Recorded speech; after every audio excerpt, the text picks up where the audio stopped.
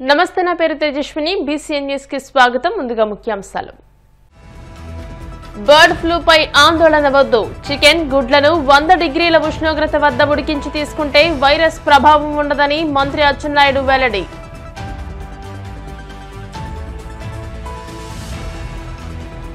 కూటమి ప్రభుత్వం మహిళల భద్రతను గాలికి వదిలేసిందన్న వైసీపీ ఎమ్మెల్సీ వరుదు కళ్యాణి మహిళా రక్షణ కోసం చంద్రబాబు సమీక్ష కూడా నిర్వహించలేదని విమర్శ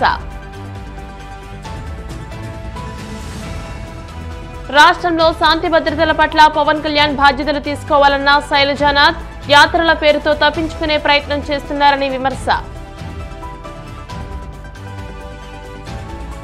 10వ తరగతి పబ్లిక్ పరీక్షల నిర్వహణకు తగిన ఏర్పాట్లు చేయాలి అధికారులను ఆదేశించిన కాకినాడ జిల్లా రెవెన్యూ అధికారి జె వెంకట్రావు బర్డ్ ఫ్లూపై ప్రజలు ఆందోళన చెందాల్సిన అవసరం లేదని వ్యవసాయ శాఖ మంత్రి అచ్చెన్నాయుడు స్పష్టం చేశారు. బర్డ్ ఫ్లూ వ్యాప్తిపై సీఎం చంద్రబాబు అధ్యక్షతన జరిగిన సమీక్ష అనంతరం మంత్రి మీడియాతో మాట్లాడారు. బర్డ్ ఫ్లూ పూర్తిగా తగ్గుముఖం పట్టిందని 40 లక్షలకు పైగా కోళ్లు చనిపోయినట్లు సోషల్ మీడియాలో వచ్చిన ప్రచారం అవాస్తవమని అన్నారు. రాష్ట్రంలో 10 కోట్లకు కోళ్లు ఉంటే 5.42 లక్షల కోళ్లు ఈ వ్యాధితో చనిపోయాయని తెలియజేశారు. ప్రభుత్వ పరంగా అన్ని జాగ్రత్తలు తీసుకుంటున్నట్లు ఆయన తెలియజేశారు. రాష్ట్రంలో 2,32,53,000 నాటుకోళ్లు ఈ రాష్ట్రంలో ఉన్నాయి. లేయర్స్ బాయిలర్స్ కలిసి 8,46,09,000 బాయిలర్స్ లేయర్స్ కలిసి ఉన్నట్టుగా మాకు రిపోర్ట్ ఉంది. అంటే దాదాపుగా ఈ రాష్ట్రంలో 10,68,63,63,152 కోళ్లు ఉన్నాయి. మనకి రాష్ట్ర ప్రభుత్వం ఉన్న దగ్గర సమాచారం ప్రకారం ఈ మధ్యకాలంలో ఏలూరు జిల్లా బాదంపూడిలో 2.2 లక్షల కోళ్లు చనిపోయినట్టుగా మాకు సమాచారం వచ్చింది. అదేవిధంగా వెస్ట్ గోదావరి జిల్లా వేల్పూర్లో 2.5 లక్షల కోళ్లు చనిపోయినట్టుగా సమాచారం వచ్చింది. ఎన్టీఆర్ జిల్లా గంపలగూడెంలో ఒక 7,000 కోళ్లు చనిపోయినట్టుగా సమాచారం వచ్చింది.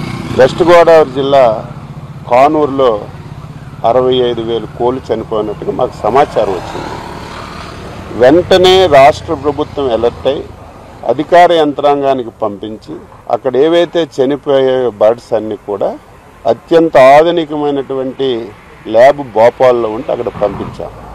అసలు ఏ కారణంతో చనిపోతున్నాయి, ఏ వ్యాధితో చనిపోతున్నాయని పంపించిన తర్వాత నిన్న రిపోర్ట్ కూడా వచ్చింది.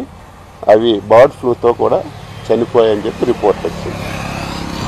వెంటనే డిపార్ట్మెంట్కి అలర్ట్ చేసి మళ్ళీ ఈ పౌల్ట్రీల్లో ఇంకేమైనా మిగిలిన్నాయా అని చెప్పి పంపిస్తే 14,000 కోళ్ళు ఇంక మిగిలింటే ఒక 340 గుడ్లు ఈ 4 పౌల్ట్రీస్లో ఉంటే అవన్నీ తీసి మనమే చంపి పోర్చడం జరిగింది. ఈరోజు రాష్ట్రంలో 10 కోట్ల చిల్లర కోళ్ళుంటే దాదాపుగా 5,42,000 కోట్లకి ఈ ఫ్లూ వచ్చి చనిపోయినట్టుగా మనకి రిపోర్ట్ వచ్చింది. 5,42,000 టోటల్గా ఉన్నవి 10,78,00,000. సోషల్ మీడియాలో చాలా విపరీతమైన ప్రచారం వస్తుంది, మీడియాలో విపరీతమైన ప్రచారం వస్తుంది. 40 లక్షలు చనిపోయాయని కూడా ఈరోజు ప్రచారం వచ్చాయి. ఎక్కడ దాపరికి ఉండదు. 40 లక్షల కోళ్ళు చనిపోతే అవి పోర్చాలంటే ఎంత పెద్ద గోతులు తవ్వాలి, ఎక్కడ దాపరికి ఉండదు కదా, ఫొటోస్ అయినా బయటకు వస్తాయి కదా. కానీ ప్రచారం జరుగుతుంది, దాన్ని నేను తప్పు పట్టడం లేదు.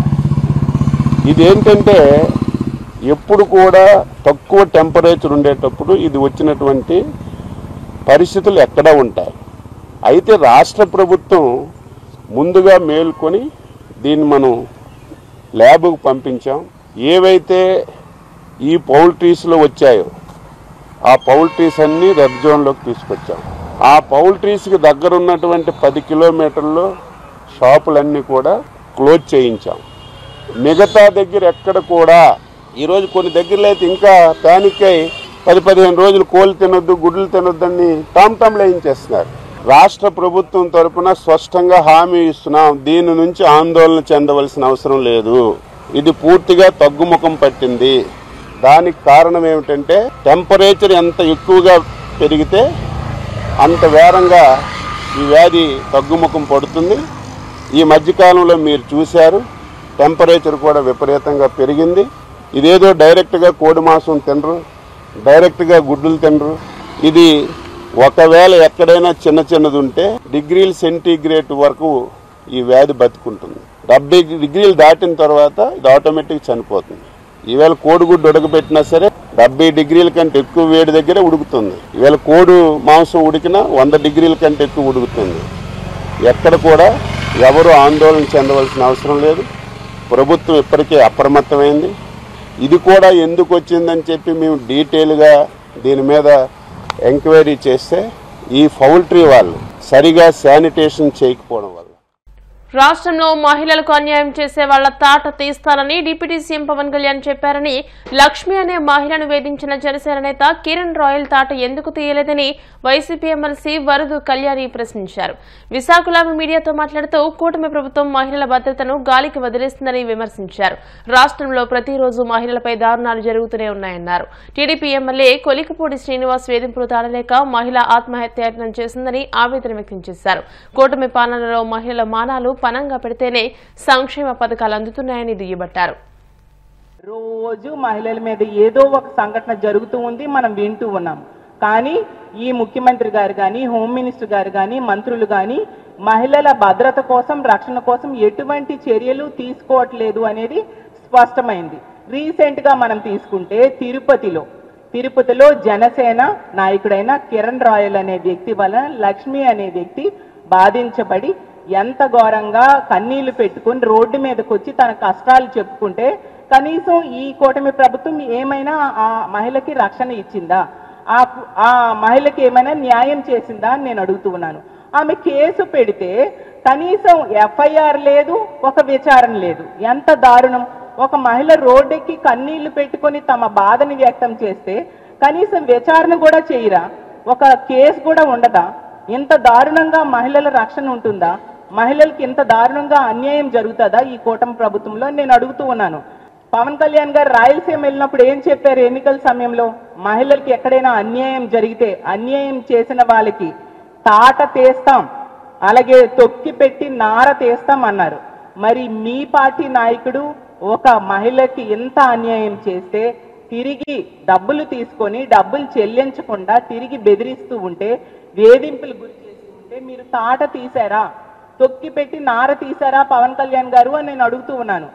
మరి మీరు మహిళలకి ఎంత అన్యాయం జరుగుతూ ఉంటే మీరు చూస్తూ ఎందుకు ఊరుకున్నారు అని నేను అడుగుతూ ఉన్నాను. అంటే బాధితుల మీద కేసులు పెడతారు, నిందితుల్ని రక్షిస్తారు అనే విషయం ఈ రాష్ట్ర ప్రజలందరికీ క్లియర్గా అర్థమైపోయింది.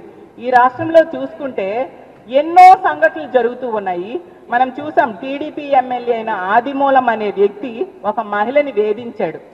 ఆ మహిళ కూడా ఈ రాష్ట్రంలో రక్షణ లేదని పక్క రాష్ట్రంకి వెళ్ళి ప్రెస్ మీట్ పెట్టి చెప్పడం జరిగింది. కానీ no police, no case, no arrest.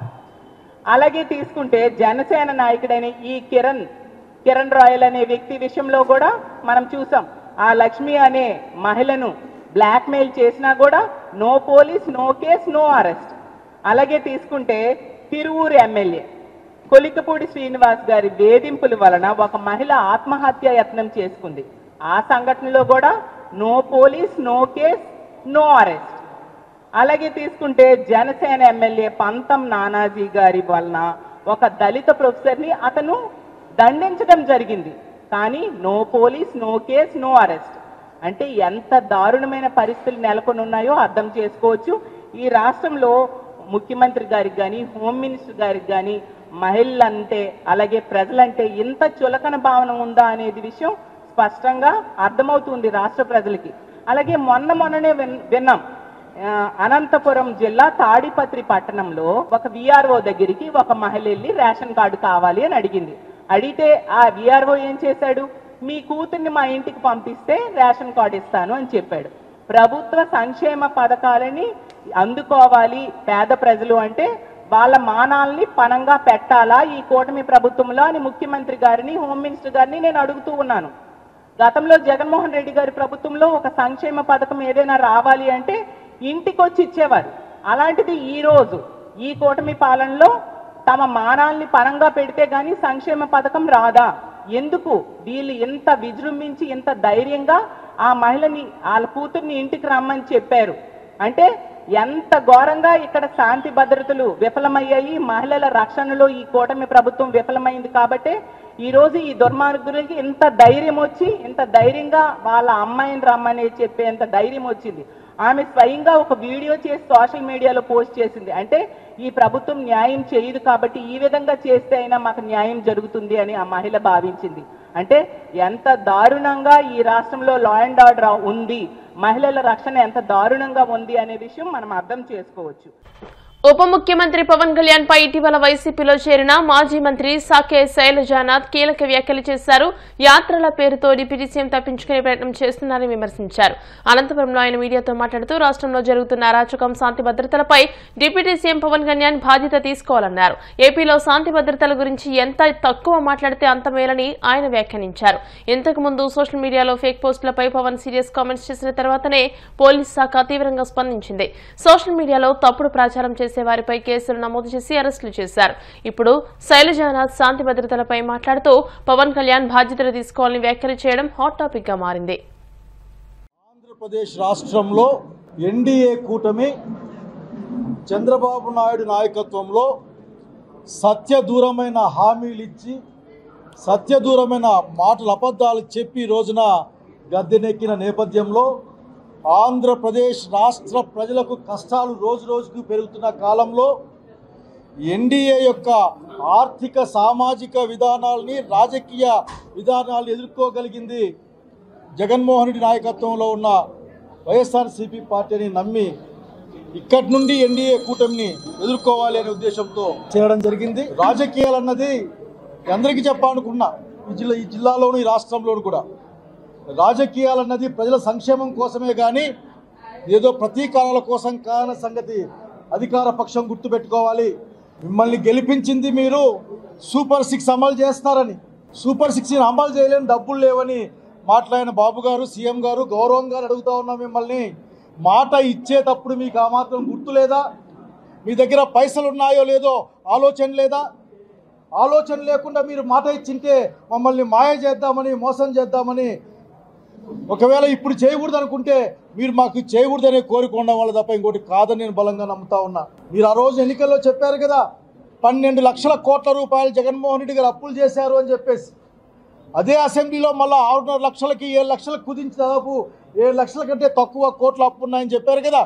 అంటే అచ్చంగా మీకు ఇప్పుడు 4 లక్షల కోట్లు 5 లక్షల కోట్లు లాభం వచ్చింది కదా. ఆ లెక్కల్లోనే సూపర్ 6 అమలు చేయడానికి సంవత్సరానికి 45,000 50,000 కోట్ల ఖర్చు అవుతాయని మీ లెక్కలు చెప్పారు కదా. ఆ లెక్కన 10 సంవత్సరాలు చెప్పొచ్చు 5 లక్షల కోట్లు అయితే. 3 లక్షల కోట్ల అనుకున్నా కానీ ఏ సంవత్సరం కూడా ఇబ్బంది లేకుండా ఆఖరికి సూపర్ 6 అమలు చేయొచ్చు. మీరు దయచేసి ప్రజలకు ఇవ్వాలంటే మీకు కష్టంగా ఉంటుంది. కేవలం పేరు ప్రఖ్యాతులకి ఫోటోల కోసం మాత్రం మీరు కార్యక్రమాలు చేస్తారు. అట్లా కాకుండా తక్షణం సూపర్ 6ని అమలు చేయాలి. మన ఎవరో మాట్లాడుతూ ఉన్నారు, క్షమాపణ క్షమాపణలకి మా పనులు ఇక్కడ పనిచేయవు. ప్రజలకు ఏం మాట ఇచ్చారో పాలకుడిగా ఆ పని చేసి తీరాలి. తక్షణం సూపర్ 6 అమలు చేయమని డిమాండ్ చేస్తూ ఉన్నాం. ఒక్క రంగం కాదు, అన్ని రంగాల్లో ఈ రోజున వెనుకబాటుతున్నాం. ఈ 7-8 నెలల తర్వాత కూడా ఈ రాష్ట్రంలో వీళ్ళు చేసిన పని ఒక్కటి కూడా లేదు, ఒక్కటి కూడా కనపడడం లేదు. ఈరోజు కూడా విశాఖ ఉక్కు ఫ్యాక్టరీని దొడ్డిదారిన ప్రైవేటైజేషన్ తప్ప ఇంకోటి కనపడలే ఇక్కడ. ఆ రోజు జగన్మోహన్ రెడ్డి గారి పరిపాలనలో ఉన్నప్పుడు విశాఖ ఉక్కు ప్రైవేటీకరణ చేయరాదని అసెంబ్లీలో తీర్మానం చేయడానికి కారణాన్ని ఇంతవరకు ఆగిన సంగతి ఇక్కడ గుర్తు చేస్తూ ఉన్నాం. కనుక సత్యదూరంగా అబద్ధాలతో ఎంతో కాలం జీవితాన్ని తీసుకెళ్ళలేరు. శాంతి భద్రతల గురించి తక్కువ మాట్లాడుకుంటే చాలా బాగుంటుంది అనుకుంటా ఉన్నాను. నాగరికి నేను ఒక్కటే అందరినీ కోరుకున్న మాట ఒక్కటే, పరిపాలన కోసం ప్రభుత్వాలు ఉంటాయి. పరిపాలన అంటే ప్రజల సంక్షేమం, అట్లాగే సంఘంలో శాంతి, అట్లాగే అందరూ కూడా ధైర్యంగా బతికే ఒక రోజు ఉంటాయి తప్ప భయపడుతూ ఉండే కాలాన్ని తెచ్చే మీ ప్రయత్నం మంచిదిగా అని చెప్తున్నాం. ఎదుర్కోవడానికి వైఎస్ఆర్సీపీ కార్యకర్తల సహకారంతో వాళ్ళతో కలిసి ఖచ్చితంగా మీ విధానాలు ఎండగడతామని తెలియజేస్తూ ఉన్నాం. ఈరోజు ఆంధ్రప్రదేశ్ రాష్ట్రంలో ప్రజల కోసం మాట్లాడాలి. ఈరోజు ఎవరు మాట్లాడినా మెడికల్ కాలేజ్ చూసాం, కళ్ళు ఎదురుగా విశాఖ ఉక్కు ఫ్యాక్టరీ ప్రైవేటీకరణని వ్యతిరేకిస్తూ ఉన్నాం. పోలవరం ఎత్తు తగ్గించి రాయలసీమకు జరిగే అన్యాయాన్ని గుర్తుపెట్టుకుని ఆఖరికి మీ నడవడిక మంచిది కాదు, మీ యొక్క కుట్రలు కుతంత్రాలు ఎదుర్కోవడానికి మేము పనిచేయ సిద్ధంగా అని తెలియజేస్తా ఉన్నాం. అనంతపురం జిల్లా ఆ రోజున ప్రాజెక్ట్ అనంతాన్ని అన్ని పార్టీలతో ఏర్పాటు చేశాం. నేను కోరుతా ఉన్నా ఈ రోజున ఆ పేరు కాకుండా ఇంకొక పేరు, ఈ జిల్లా సమగ్ర అభివృద్ధి కోసం ఒక ప్రణాళిక చేయాల్సిందిగా ఇక్కడ ఉన్న అధికార పక్షాన్ని కోరుతా ఉన్నా. ఇంకొక హుంకరింపులకో బెదిరింపులకో మాత్రం ఉండకూడదనే విజ్ఞప్తిని మేము ముందుంచుతా ఉన్నాం. మార్చి 17 నుండి ఏప్రిల్ 1 వరకు జరగనున్న 10వ తరగతి పబ్లిక్ పరీక్షలు జిల్లాలో సజావుగా జరిగేలా అధికారులు తగిన ఏర్పాట్లు చేయాలని కాకినాడ జిల్లా రెవెన్యూ అధికారి జె వెంకట్రావు ఆదేశించారు.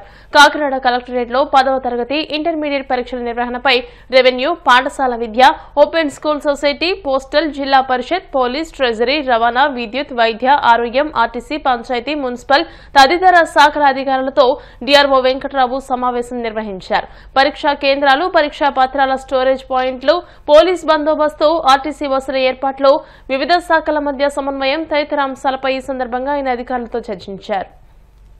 ఇప్పుడు కాసేపు ప్రకటనలు.